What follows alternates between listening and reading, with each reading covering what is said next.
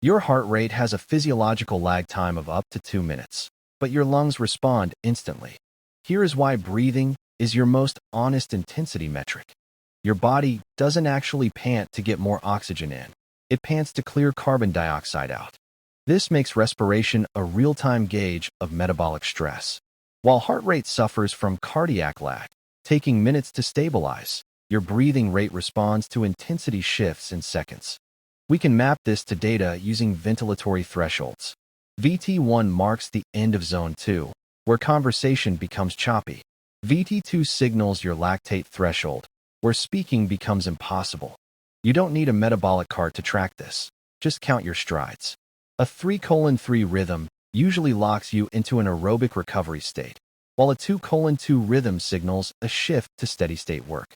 Heat, dehydration, and anxiety can send your heart rate skyrocketing even at easy paces. This is called cardiac decoupling. In these moments, your breathing acts as a truth serum. If your HR reads zone 4, but your breathing is calm and rhythmic, your muscles aren't actually under threshold load. Use this to diagnose your easy days. If you catch yourself sighing heavily or struggling to maintain nose breathing, you are running too fast, regardless of what the beats per minute say. Stop outsourcing all your intuition to a sensor. Use heart rate for the big picture, but let your breathing rhythm guide your second-by-second pacing decisions. Trust your lungs, check your watch, and keep running smart.